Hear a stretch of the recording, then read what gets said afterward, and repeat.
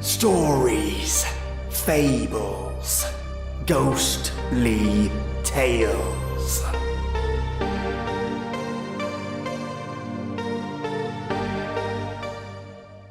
A man without a body, they said. A spectre, perhaps. Or rather, a scientist.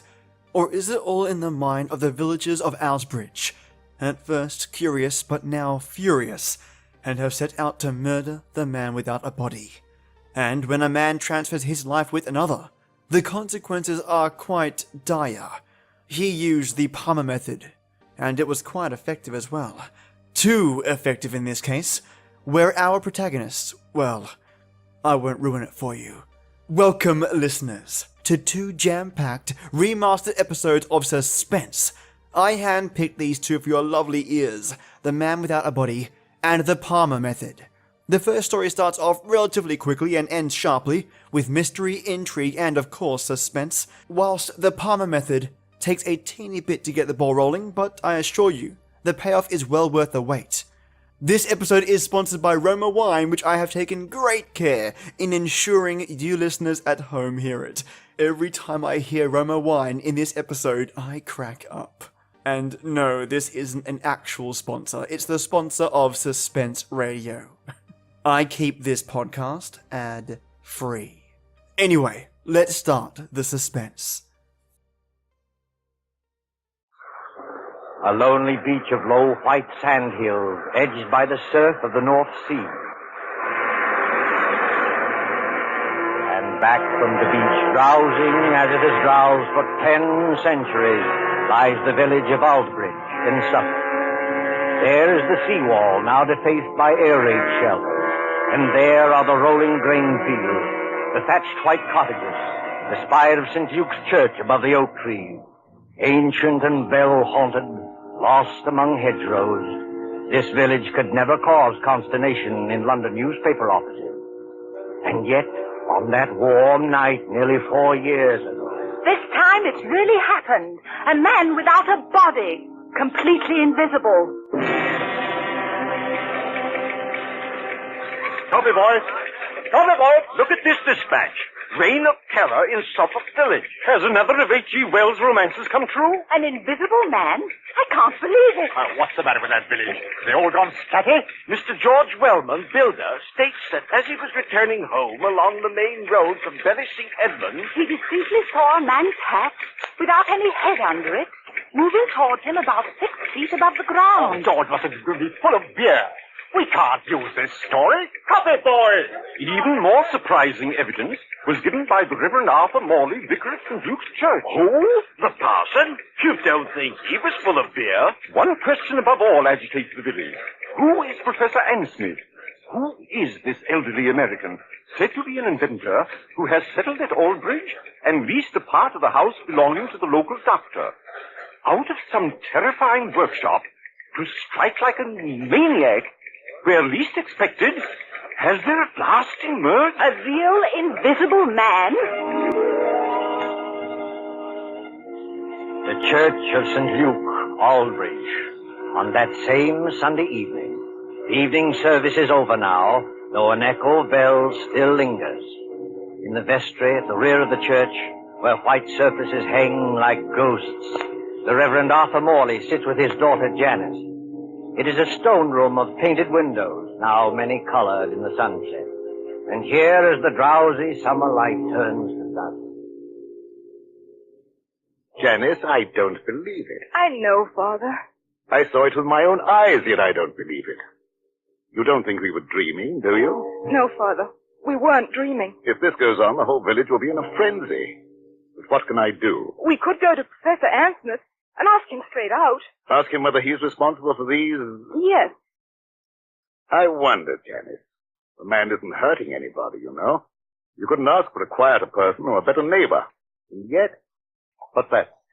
Father, you are upset. It's only Mr. Emmett coming down from the belfry. Emmett? Oh, yes, of course. Is that you, Mr. Emmett? It's me, all right, sir. And very much in the flesh. Do you think I was the invisible man? Mr. Emmett, I forbid you to mention that subject. Very good, sir. But there's others, begging your pardon, that do mention it. Yes, Forgive me, I spoke too sharply. That's all right, sir. No harm done, no bones broken. Mind you not that I hold with this talk about invisible men. Ain't natural, I say. It ain't hardly Christian. I'm a greengrocer by trade, and I believe in what I can weigh and feel and... What's the matter, Mr. Emmett? Is anything wrong? You see anybody in this room except that? No, of course not. Why? Because I could have sworn something brushed past me just now. You're imagining things, Mr. Emmett. Yes, sir, I dare say, There's but... nobody hidden in the Belfry Tower, I hope. No, sir. I had a look-see. And what's more, there's not going to be anybody up there once I've locked the door. Now, let the blighter try and get in. Oh, please, Mr. Emmett. And you too, Father. Stop talking about this invisible man as though he actually existed. There's something funny going on, miss. You can't deny that. No, none of us can deny it. And what's more, sir, it's getting pretty dark in here. Hadn't you and Miss Janet better get along to the vicarage while I lock up? No, we can't go just yet, Mr. Emmett. We're expecting Dr. Norwood. Dr. Jim Norwood, sir? What does he say about all this? Oh, you might ask him yourself, Mr. Emmett. I think that's probably him now. Come in. The vestry door's not locked. Hello, Padre. Hello, Janet. Sorry I'm late. Hello, Jim. You seem a good deal out of breath. I am out of breath, Janet. There's blue blazes to pay down in the village. Not more trouble. Yes, I'm afraid so. They're holding a mass meeting at the Coach and Horses, and they're ready to murder Professor Ansmith. If this invisible man cuts any more capers, we may see a real old-fashioned lynching in an English village. Now, look here, my boy. This has got to stop. I know that, Padre, but how are we going to stop it? Sit down there, Jim, across the table from me. Yes, sir. First of all, what do you know about this Professor Ansmith? Nothing, sir. Nothing at all. But you've imparted your house to him. Oh, my dear Padre, that house is twice as big as I can possibly manage. I was only too glad to get a tenant. He gave you references, I imagine? Yes, but I didn't bother to check him. He's a quiet old boy. Pays his rent on the dot. Never does anything except read and go for long walks. Are you quite sure of that, Jim? Her village has war nerves, that's all. With a camouflaged aerodrome in the neighborhood, they're apt to imagine anything. True, perhaps, but... That talk about dynamos humming in the old boy's room and blue lights flashing is rubbish out of a sensational film. They imagine the whole thing. Finally, this crazy story about an invisible man playing the gramophone. Why, It's not a crazy story, Jim. Janice and I saw it happen. You what? Last night, about 9:30, Janice and I were out for a walk in the lane that runs past your house. On the way, we met Willie Kendrick, and he joined us. Well, sir? Listen, Jim. On that side of the house is a little square room with 2 windows and no furniture except a round table and a couple of chairs. You know the one we mean? Yes, of course. Professor Ansmith uses it. What about the room? It wasn't quite blackout time. The windows were up. The curtains weren't drawn. And the room was brightly lighted. On the table stood an old-fashioned gramophone with a horn and a crank handle. Beside it lay a pair of white cotton gloves, like gardener's gloves. Gramophone was playing away for dear life, but there was nobody in the room. Janice thought that was a bit odd, a gramophone going full tilt with nobody there, and called my attention to it. Just then the gramophone started to run down. He could hear the record slow and go off key. As it did so... Well, sir, go on. As it did so, those white gloves got up off the table. Got up off the table? Got up off the table, took hold of the gramophone, and wound it up again. Mr. Emmett, what on earth are you doing? I dropped some candlesticks. So I see. Please pick them up again. Yes. Padre, are you serious?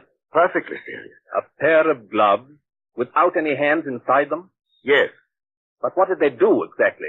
The left-hand glove steadied the gramophone. The right-hand glove wound it up.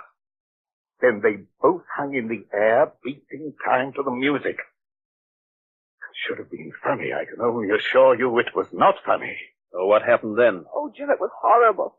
Willie Kendrick let out a yell and ran down the lane between the apple trees as though the devil were after him. I can't say I blame him. Father and I just stood there and... Stared is the word, my dear. Yes, stared. I can't forget any of it. The three-legged table and the whirling record and the blue flowers on the wallpaper. But there was nobody there. You could see past the table and under the table and all over the room. And there was nobody there. Except the man without any body. Confound the man without any body. Father, Suppose it is true. As a clergyman, my dear, I prefer to remain agnostic. This thing is a trick. But how's it done, and why? That's the whole point, Jim. What worries me is the effect on our people here. We call ourselves intelligent, and yet, look at us. Even Mr. Emmett there. Hey, what's that about me, sir? A few minutes ago, you saw something brush past you when you were coming down the stairs from the bell tower. Now, didn't you? Yes, sir. You see what I mean, Jim? But I didn't really think so, sir. Not really. It was imagination, just like the doctor said. Could I searched that tower? I locked the door afterwards. Exactly. But the mere force of suggestion, nothing more, might lead you to believe. That's not suggestion, Father. Oh, Bible, look, there's nobody in that belfry. Bells can't ring by themselves, old man. There's somebody pulling the rope up there, and we're going to find out who it is. Now, one moment, all of you. What's wrong, Padre? You're as white as a ghost. This blasphemous mockery, it seems, extends even to the church. Very well. You will stay with Janice, my boy. Emmett and I will collar this invisible man. Why can't I go too? I don't believe in this, but I should prefer to have someone with Janice. You're not afraid, Mr. Emmett? If it's alive, sir, I'm not afraid of it. And if it's dead, well, you're not afraid of it. The tower door's open, sir. I'm ready. Don't do it, Father. Don't go. You can't help him, Janice. Sit down here. Take it easy. Jim Norwood, what's wrong with you?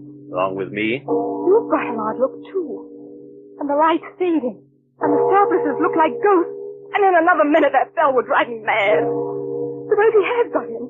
Who? The invisible man. Oh, don't talk rot. As there are sounds that the ear cannot hear, so there are colors that the eye cannot see. I read that somewhere. Hasn't hurt anybody yet. But suppose he turns nasty and does hurt somebody. He can't hurt anybody. How do you know? Janice, listen to me. Take my hand. Oh, but Jim... I want to tell you a few things you won't understand. I don't ask you to understand. I just ask you to remember. Well, what is it? The first is a question. If you were a government official and wanted to find an expert on camouflage, where would you go? An expert on camouflage? Yes. And the second point is this. I studied medicine in Germany. I know, Dad, but that's One night on a bet, I hid backstage at the Winter Garden Theater in Berlin. I saw the whole show from backstage, and I learned a great deal. Jim Norwood, what on earth are you talking George about? Wellman and I have talked the whole thing over. In a way, Janice, there is an invisible man. I can tell you who he is and how he works. But there's no danger, do you understand? There's no danger at all. Jim, what was that? I don't know. You do know. I can see it in your face. You do know. I think somebody's fallen Fallen? from the top of the belfry. Father! Stay here, Janice. You can't do any good. Let go of my arm. I'm going up there. Oh, you're not. I didn't think what the danger might be. Besides, there's somebody coming down the stairs now. Stay just where you are and don't move until... Oh, Father. Father, are you all right? Steady, sir. Take it easy now. I'm perfectly all right, yes. But you'd better go into the churchyard and see to Emmett. He fell? No, Janice, he did not fall. He was thrown. Oh. Thrown? By whom? There's no time to argue now. You're a doctor. Go out and see to him. Well, is he in... I don't know. Go. Yes, sir. For I will work a deed in your days which ye will not believe, though it be told you. Janice, this is incredible. Why? You heard the bell ring. I saw it ring. Without anybody there? I was as close to that bell as I am to you now. No hand held the rope. There were no strings or wires or any tricks to make it move. It clanged back and forth alone in the tower. And I thought I heard someone laugh. Laugh? Oh, don't take that too seriously. We were both overwrought, and the noise of the bell was deafening. What about Mr. Emmett? Emmett yelled some words I couldn't hear and lunged for the bell. Then something caught him. Something caught him and gave him a sledgehammer blow in the back. That bell is nothing but open arches. You heard him scream. I saw his face just before he went over. Lock the door to the car, Father. Lock it. I can't lock it. Emmett has the key. But why should I lock it? Because he's still in there. He? He hadn't done any harm before, but he's done harm now. There's no telling what might happen if he gets loose. You mean? I mean Professor Ansmith's protege, whoever he is. The man without a body.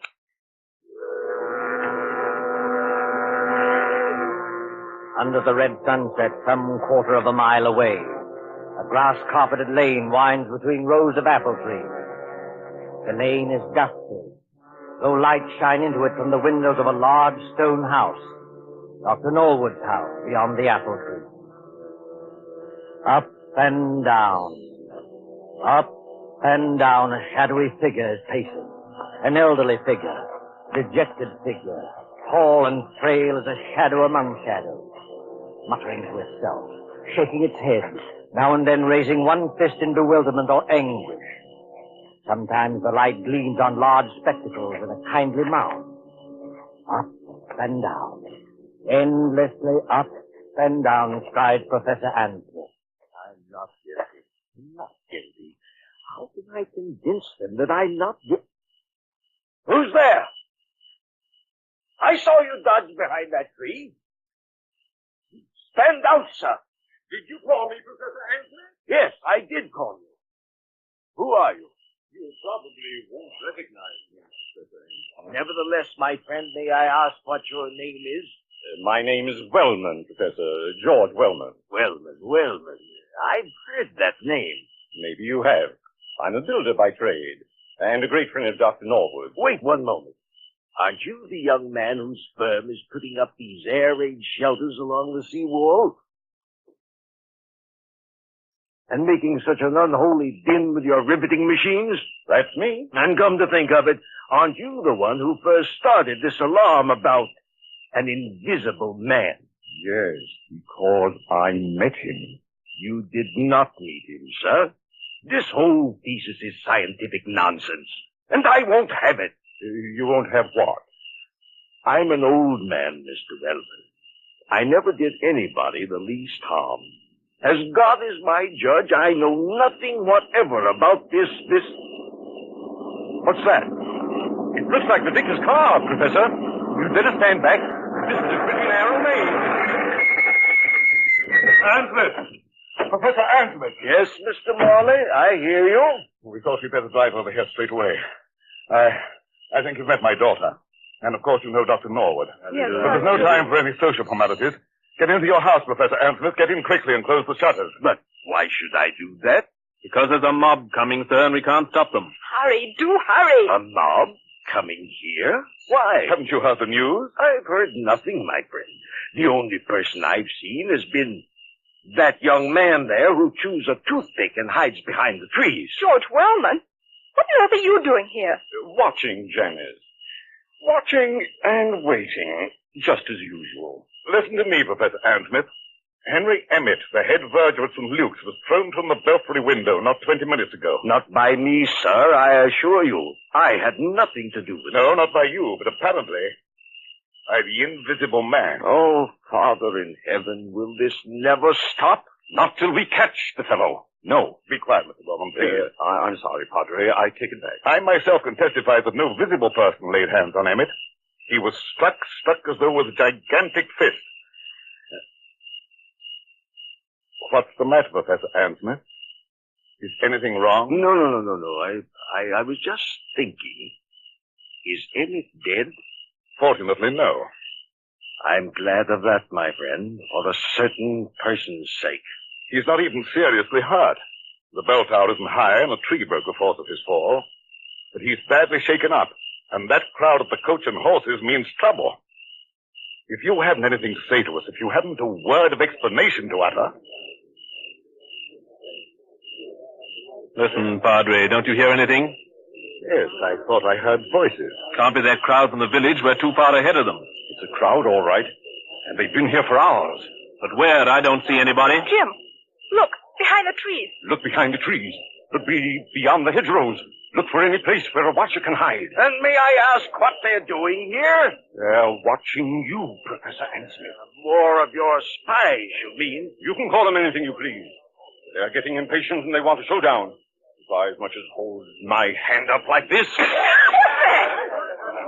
Don't throw stones at the windows, you fool!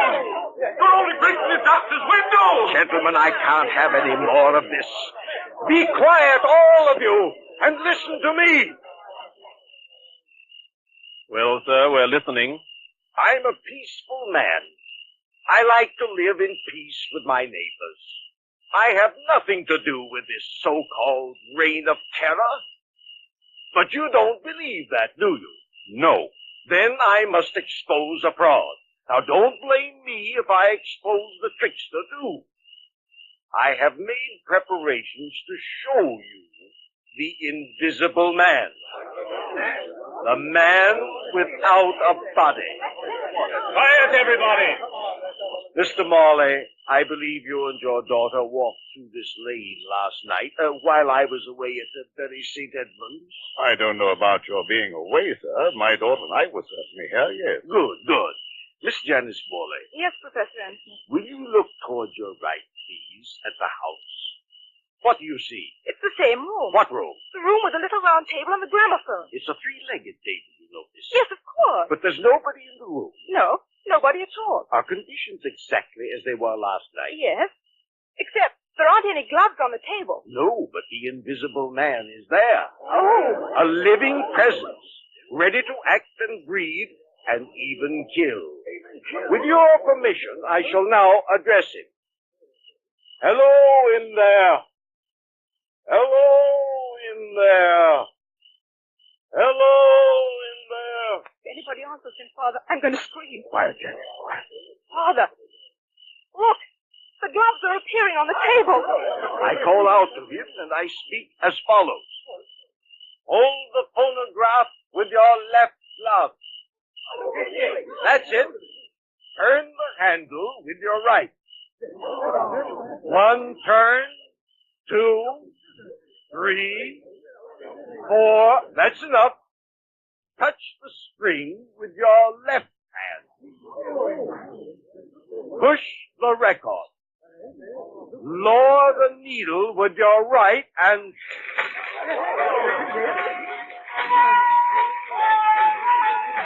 Ladies and gentlemen, the invisible man. Hold him off! Hold, you fools! Don't you see? On the contrary, let them throw all they like. Aim at the table, my friend. Aim at the table. Why at the table? Because then they'll see the trick. I don't follow you. What trick? The trick of the looking glasses. There. You see now, my friend? I think I do. The legs of the table form a triangle with its point toward you. Panels of looking glass are fitted in the two sides facing you. What do you know about that? You think you can see under the table, but what you actually see are the side walls of the room reflected in those two mirrors. Oh, wait a minute. You mean... I mean that my old servant, hidden behind the mirrors, has just been working the gloves to a panel in the tabletop. It's a very old trick, first shown by Colonel Stadair at the London Polytechnic. And that's what happened last night? Yes. And you had nothing to do with it? Nothing whatever, nor had my servant. Then who did do it and why? What is the explanation of all this? Well, I can't tell you why. That's what beats me. But I can tell you everything else. This invisible man who's been scaring us all silly? My dear young lady, there's no invisible man. There never has been. I might believe that, Professor Anthony, if I hadn't seen a church bell ringing where there was no hand to ring it. And poor old Emmett flung out of the tower as though a giant hand had got hold of him. You're not saying that was done with the looking glasses? No, my friend, not at all. That was really clever. Strings? Wires? Ropes? No, they weren't necessary. But the thing's impossible. Oh, no. The same principle was used by my old friend J.N. Maskelyne to make mechanical figures work. Psycho played whist, and Zoe drew pictures. I myself, Go on, sir. You yourself, what are you going to say? The secret I was about to say remains unknown even today. You were right, in a way, when you tell us that Emmett acted as though a giant had got hold of him. A giant had got hold of him. At least, a gigantic force. Oh, before we all go completely mad, would you mind telling us what this gigantic force was? Not at all. It was compressed air. Compressed air? But don't you see it even yet, any of you? No. A compressed air pipe with 1,000 pounds pressure behind it was run up into the tower facing the bell. It could be operated from the ground outside. The pressure was turned on and off in bursts. It made that heavy bell swing like a toy. Emmett, don't you remember? Emmett rushed forwards towards the bell. And the air pressure? The air pressure struck him like a sledgehammer and flung him headlong out of the tower. There's your miracle, gentlemen. That's all there was to it. Sir, I can't doubt what you say. It's too circumstantial and too right. But what, my friend? The compressed air tank, the mechanical apparatus to work this trick. Well, what about it? Where did it come from? Such things don't grow on bushes. No, but they do grow on riveting machines. Riveting machines? Yes, such as the riveting machine they're using on the air raid shelters along the seawall. Would you care to tell us, Dr. James Norwood, why you and your friend Wellman have been playing all these tricks?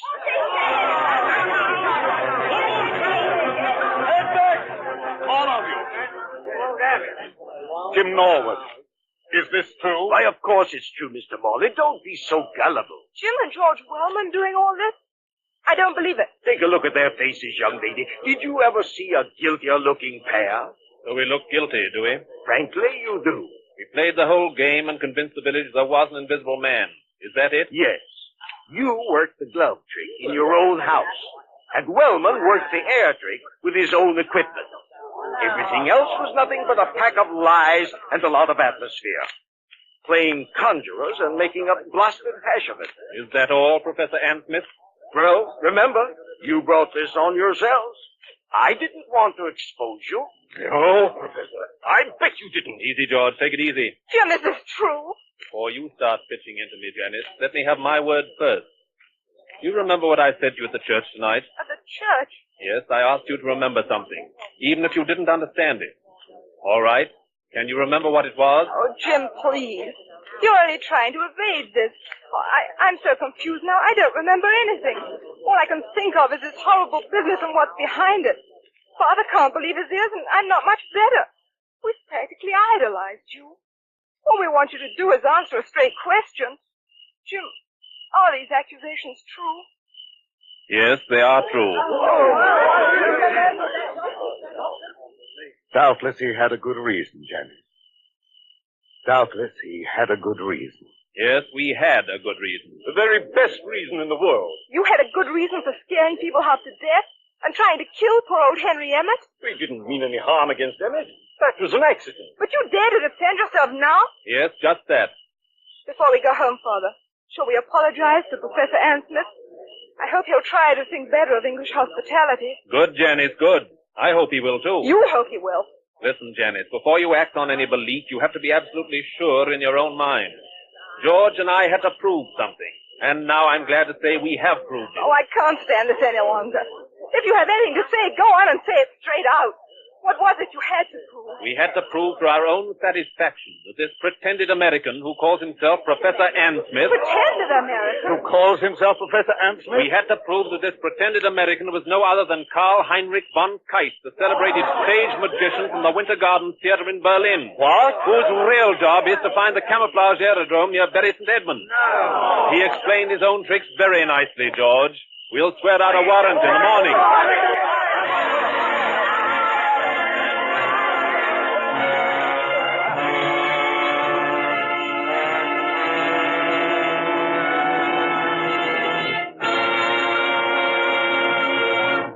And so closes The Man Without a Body, starring John Sutton and George Zuko. And did you enjoy it? I'm going to have to work on that accent, goodness. And now, onto the Palmer method. Enjoy. Oh, and before I forget, have you purchased your own set of Roma wine? Why not? Get to it.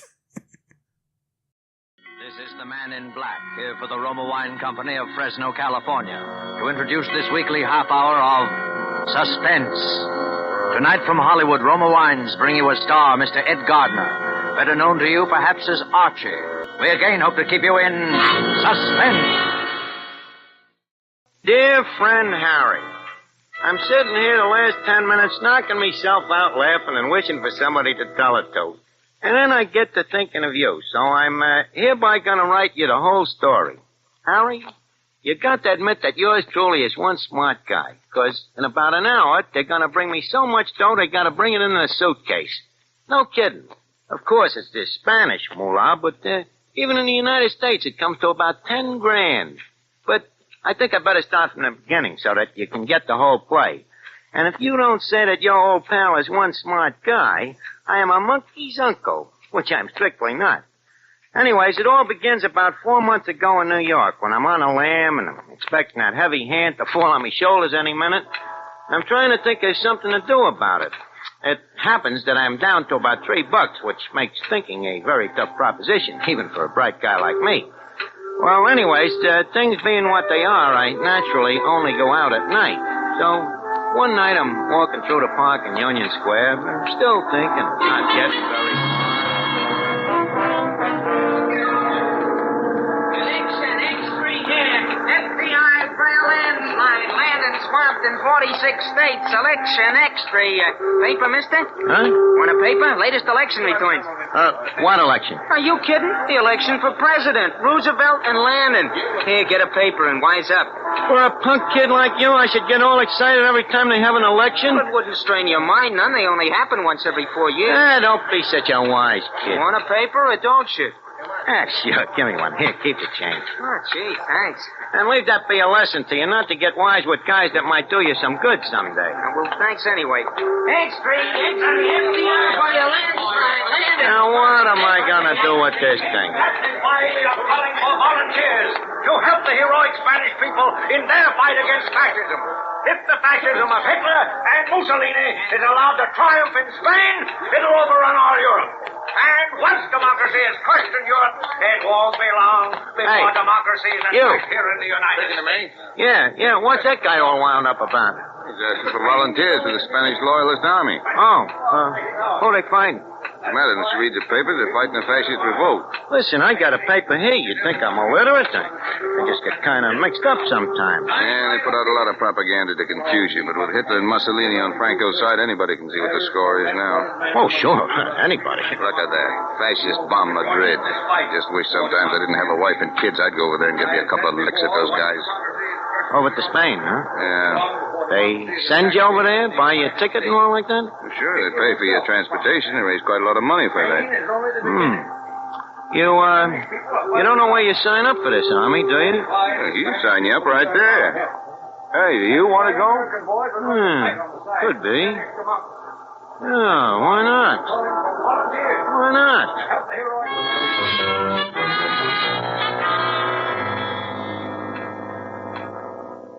You get the play, Harry? Not so dumb, huh? I not only lay him out of the country till I cool off, but I get a free ticket. It's what I always say, Harry. A guy with real brains can always get by. Of course, I know strictly from nothing about this war, but I naturally figure it's one of them tango revolutions like you see in the movies with a couple of guys riding around shooting off their rods at nothing in particular, and pretty soon everybody goes home. But sometimes I wish I had read the front part of the papers a little more at that, because when I get off the boat at Spain, at a burg by the name of Barcelona, I find out this ain't such a funny war after all. This fascist mob is really not going to join around. There's shooting going on, they're dropping bombs from airplanes, and the next thing you know, they got me in a uniform. So I'm standing there at the railroad station with a bunch of other guys, a whole mob of us. It looked like the $2 one at Belmont. Seems we're going away somewhere on a train. Next. Step up here, please. Next. Your name, please? Padway. George Padway. Your number 336. Car 7, compartment 3. Next, please. Step up. Palmer. Joe Palmer. How did you spell it, please? Palmer. Like the Palmer method. Oh, yes, Palmer. You are 337, please. Car 7, compartment 3. With Padway. Next. Step up, please. Hey, you, Padway. Someone calling me? Yeah, look, my name is Joe Palmer. We're supposed to ride in the same compartment or something? Oh, splendid. Car 7. It's down this way, I imagine. Oh, I'm glad you know. I can't make head or tail out of these dinky rattlers. Oh, of course, you're American, aren't you? What else? Here, let me give you a hand with your gear. Oh. Yeah. Thanks. Hey, these guys take this war pretty serious, don't they? Well, rather. What did you expect? Yeah. From what I see around this Barcelona, it looks to me like if they ain't careful, somebody's apt to liable to get killed. Well, if you think this is bad, what about Madrid? They're dying up there by the thousands. Yeah. What? Madrid? Ain't that where this train is going? Well, of course. They're sending us up to keep them out of University City if we can. And you say they're getting knocked off by the thousands? I'm afraid so. That ain't good. Not worried, are you, old man? Oh, no. No, I was just thinking that, you know, that... Please, senores, papers, please. Bueno, pathway 336. No, and I'm... you are Palmer, 337. No, I'm... All in order. wait a minute, you got us mixed. Well, how do you like that? Seem to have us mixed, what? Yeah. That would be funny, wouldn't it, if they got us mixed up? You, Padway, and me, Palmer. Yeah, that would be funny, all right. That would be very funny.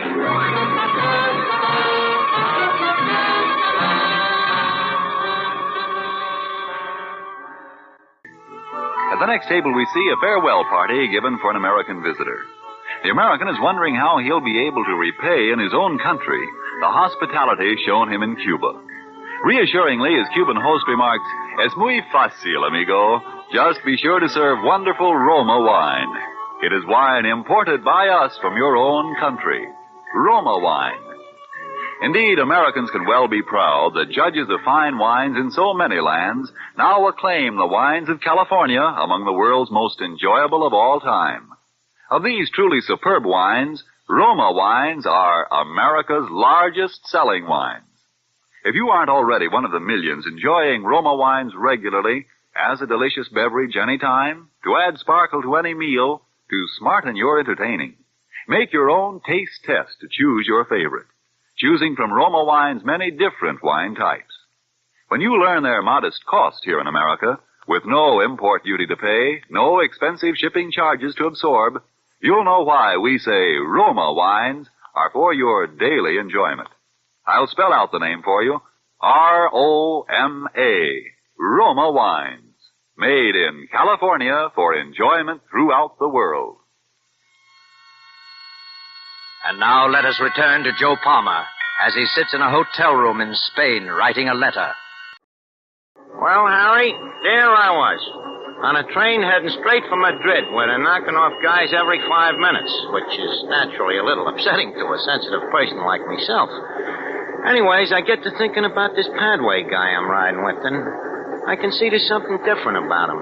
Different from the rest of these guys, so I get to thinking about a plan. I say, what in the world are you doing there? You've been working away at it the last half an hour. Me? I'm just practicing. Practicing what? The Palmer method. What in heaven's name is the Palmer method? You never heard of the Palmer method? Huh. It's penmanship. The way they learn you to write when you're a kid. Some guy named Palmer invented it. See? You make these ovals and lines. Pretty soon it learns you how to use your whole arm. See? Makes your writing very pretty. Well, aren't you a little old for that sort of thing? Well, it depends on how you look at it. With me, it's a business. Oh, you're an instructor in penmanship? Yeah, that's it. An instructor in penmanship. What's so funny? Look, when I'm a punk kid in PS4, the only subject I can pass is penmanship. See, I'm a whiz at this Palmer method, so naturally, me name being Palmer and all, it kind of makes it a standing joke, you know? The kids would all holler, "Joe Palmer, he flunks in everything but writing. That's the Palmer method." Oh, I see. Yeah, that's how it started. But now I still like to keep in practice, because, well, like I say, by this time, with me, it's a business. Yes, but I still don't quite see how it can be much of a business. You ask a lot of questions, don't you? Oh, I'm terribly sorry, old man. I don't mean to pry, you know. Oh, it's okay. What about you? Me? Yeah. How about me asking you a couple of questions? Why, of course. Anything you like. You're English, eh? That's right. Yeah, I could tell that right away. Really? You'd also tell that you're not exactly a stumble bum. I bet your old man is in the chips, huh? You mean wealthy? Matter of fact, he is rather. Maybe even a lord or something? No, nothing like that. You know, lesser nobility. I thought so. Big shot, huh? You ever been to this Madrid before? No, never have. You know anybody there? Not a soul, as a matter of fact. At it again, I see. I say, you know, you never did tell me about that Palmer business. You mean how come it's a business with me? Mm-hmm. I write checks. Write checks? Yeah. With other people's names on them. I might add that I'm about the top man in the profession. Oh, you're a... I guess they call it the same thing in England, don't they? Forgery.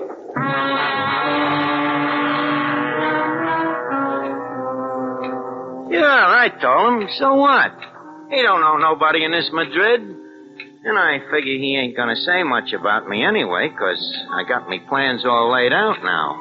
Although I still don't know quite how I'm gonna do it. But then I get one of them breaks, Harry, that even a smart guy needs sometime. By this time it's night, and we're rattling along with the lights out, blacker than the inside of a nickel cigar, and I wait to see if maybe Padway will go to sleep or something. Next thing I know, I must have dozed off myself. You dropped something, Palmer? No, I thought you did. No. Well, hello. We must be getting into Madrid. Madrid, huh? Sure enough, pulling into the station now. Oh, that's great. That's fine. I say, old boy, you look a bit peaked. Anything wrong? Oh, no. I'm fine. Hey, what was that? A bomb, most likely. A bomb? That's it, all right. Bombing the city, I suppose. Hey, they ain't gonna bomb us, are they? By Jove, I think they are. Well, what do we do, Padway? What do we do now? Keep down on the floor and hope for the best. Oh, the best better be awful good. This is a bit ironic, I must say. Watch out for this one.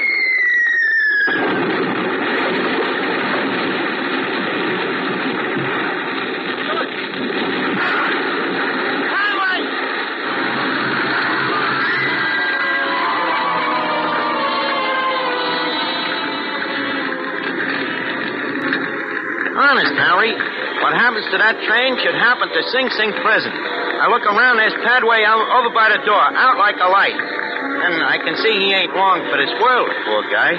Me, I'm lucky. I don't have a scratch on me, so naturally, now is when I go to work.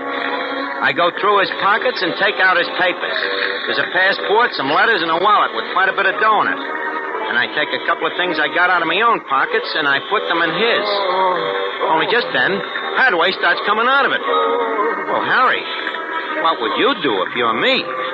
Like I say, I'm opposed to violence as much as the next guy. But there he is, looking at me. And the guy ain't gonna live very long anyway, maybe. So, I grab me rifle and I tap him on the noggin. And sure enough, he's gone again. But for good this time. And not none too soon, because there's some guys coming to the rescue. One of the guys pokes his head in my door. Come again? You all right in here? I guess so. What happened? Don't you know? You're lucky to be alive. Yeah, I know, but this guy, he wasn't so lucky. Huh? Oh. He's dead, all right. Do you know him? Yeah, I know him, but I forget what name he told me. He's got his papers on him, I guess. Oh, let me see here. Oh, yeah. Joseph Aloysius Palmer. Oh, yeah, that was it. I remember now. Palmer, yeah. Poor fellow. Well, he died in a good cause. Yeah, you're right there, brother. He certainly died in a good cause.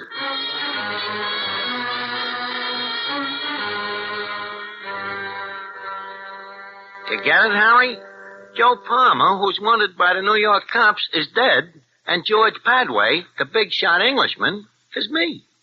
So, I duck out quick to a hotel, and I get me a change of clothes, and I figure I better take a look through the rest of Padway stuff to maybe get an angle.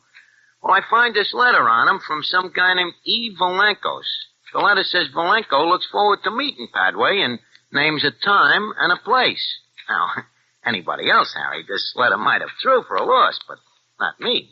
Because I know Valenkos has never seen Padway. The letter practically says that, and Padway has told me he don't know nobody in Madrid. You catch on? And I figure this Valenkos is probably just the guy to get me out of this army. So what do? I simply take me pen in hand and I write a letter. Nice and neat. In George Padway's handwriting. Dear Valenkos, I says, I will likewise look forward to meeting you at the time and place you say. Signed, George Padway. Well, the next night I go out to keep the date. No fooling, Harry. This Madrid is really in tough shape since this fascist outfit has been giving it the business. The people are all poor and hungry, especially the women and kids, so naturally I feel pretty sorry for them as I brush them off and walk into this night spot. Well, I take a corner table and I tell the waiter I'm expecting a Mr. Valankos. Well, I'm sitting there practicing with my pen and pencil and making lines and circles, and next thing you know, I ain't alone no more. Hello. Oh. Hello, Toots. What's cooking? What are you doing? Oh, just practicing. What is it? A secret code?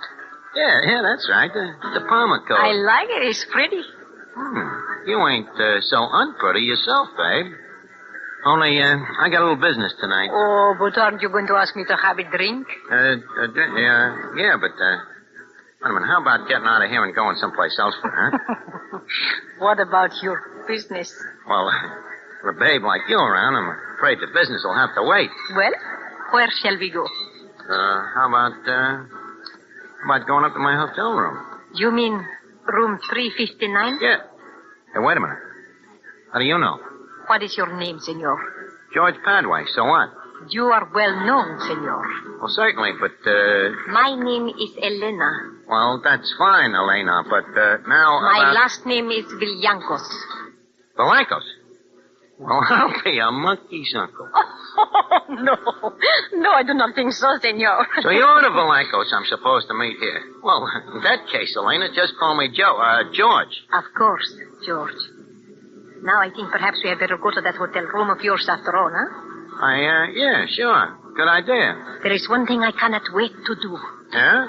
What's that? Congratulate you. Oh, thanks. What? Why, for that troop train job, of course. Oh, well, it was nothing, really. But there is still something I do not understand. What's that, baby? How did you manage to blow it up while you yourself were on it? Huh? Look, let's go up to the room. We'll talk the whole thing over.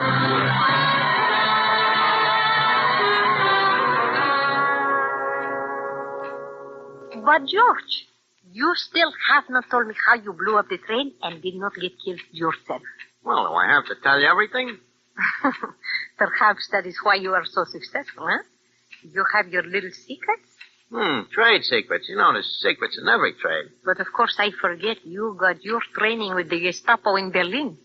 Yeah, they taught me a couple of things. Tell me, were you in contact with the firm of Krupp when you were in Berlin?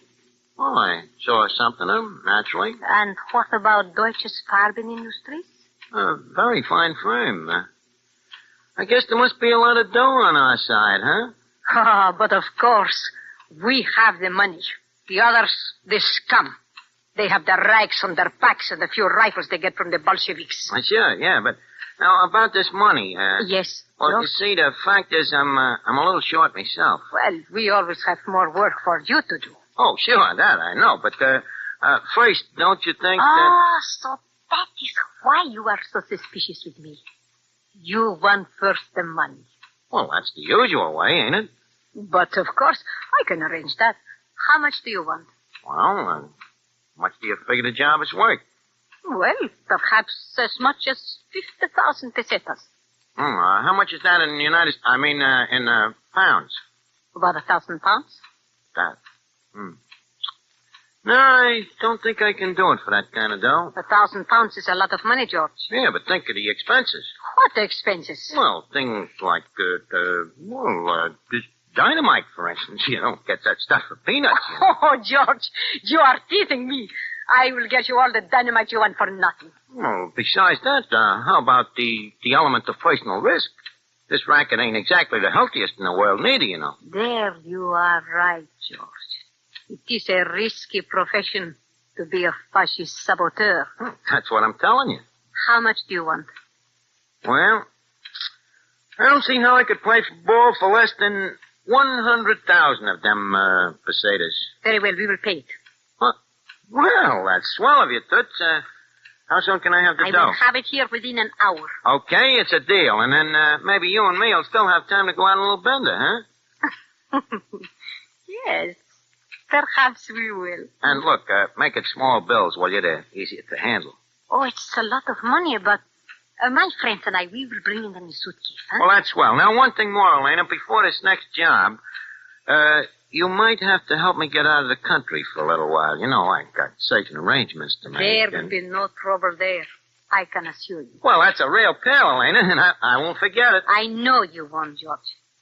Oh, say, there is one thing. Just a little formality, George, so I can be assured to get the money. Well, certainly, babe. Anything you say. Will you write a little note for me so they will know I contacted you? A note? What does the note say? Oh, something like, I, Padway, have contacted Elena Villancos. We are agreed on future procedure. Yeah, why not? What have I got to lose? Okay. Yeah. I have contacted Elena Villancos, and we are agreed on future procedure. Signed, George Padway. Okay? Thank you, George. Well, Elena, I think you better run along now. Then I will be back at 8 o'clock. Okay, that'll be okay. You will be waiting for me. Don't worry, baby. I'll be here. Oh, brother, will I be here?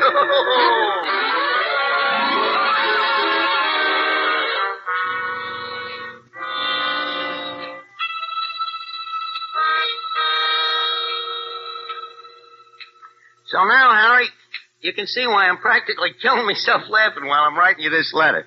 Of course, while I'm writing that note in Padway's handwriting, I can hardly keep me face straight. It's so right up my alley. The only thing that worries me a little is me conscience, if you can call what I got that on account of it. Really makes me sort of where this fascist mob I'm hooked up with is kicking the rest of the people around. However, I'm up to the ears now, too, and I gotta think about yours truly first of all, right? But someday, maybe when I get in the clear, I figure I'd like to get a crack at these guys myself. On account of, believe me, Harry, them fascists is really a bunch of no-good crumbs.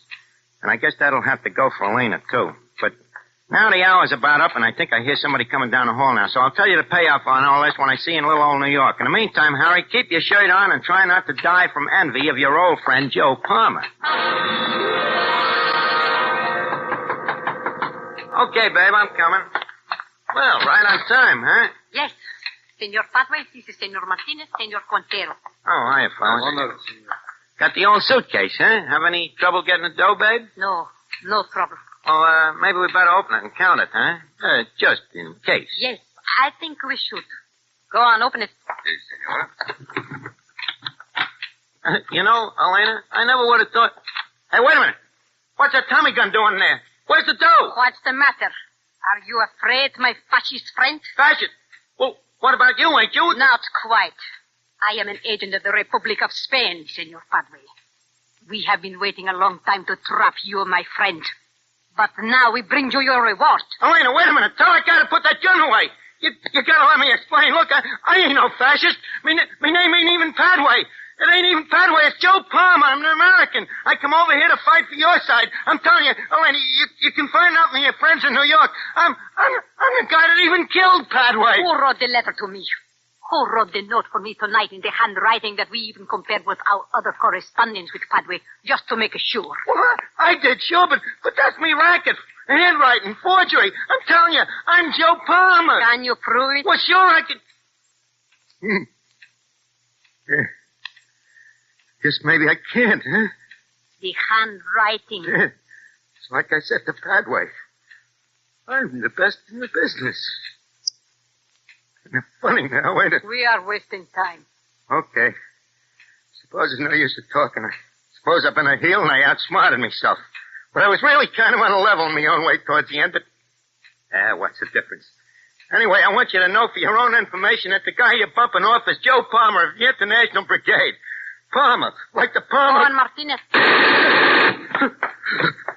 Palmer.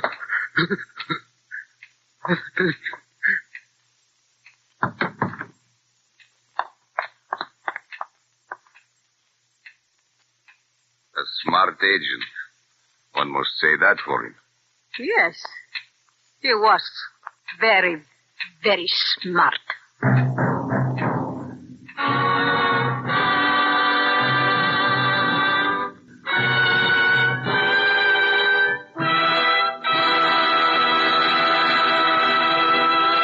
And so closes The Palmer Method, starring Ed Gardner. Tonight's tale of Suspense. Before Mr. Gardner returns to our microphone, let me give you a suggestion you will find can add to the success of your next dinner party at home. At one end of the dining table, place a bottle of Roma Wine's hearty, full-bodied Burgundy. At the other table end, place a bottle of Roma Wine's delicately delicious Sauterne. And then, let each of your guests select the Roma wine to his liking. You will know that whatever the individual choice of a guest, both of these Roma California wines will delight by their superb quality. The quality that has made Roma wines America's largest selling wines. In Roma, you have the old-world art of winemaking, plus the extra care, constant tasting and testing, which modern knowledge adds. While the superb quality of these good Roma wines will win your full accord with the judgment of wine experts of many lands that Roma wines are truly magnificent. Let me repeat the name. R-O-M-A. Roma wines. Made in California for enjoyment throughout the world. Well, this is Ed Gardner, alias Archie speaking. It's been a great pleasure to appear on Suspense, and it's one of my favorite programs. This acting series, of course, is a new kind of a racket with me, especially pretending to be a heel, which I ain't, as anybody can tell you, excluding Duffy, of course. He'd be more than perturbed to tell you around the other way. Well, anyways, next week, I know you all want to be listening to Suspense when the star will be Gene Kelly. Thank you. Suspense is produced and directed by William Spear. Don't forget then, next Monday for Gene Kelly in Suspense. So, both stories had intrigue, a degree of mystery, and a great payoff. I hope you enjoyed them both, but which one was your favorite? I gotta say, the Palmer method is mine. I love the style, the attitude, the subtle twists from midway to the end, and the unexpected turnout of the protagonist's death. What are your thoughts? Let me know, I'd love to hear which one you enjoyed the most. The Man Without a Body, or the Palmer method? And again, will you be buying a set of Roma wine? Goodness, the amount of ads they cram into these episodes is always amazing. And of course I leave these in here for nostalgia reasons. Get a bit of a slice of what it was like back then. And on that, have a fantastic weekend, folks. And for those whose Friday is just starting, find a quiet place, pour yourself an Earl Grey, and listen to some stories. I'll be there to speed up your day. And as always, till next time.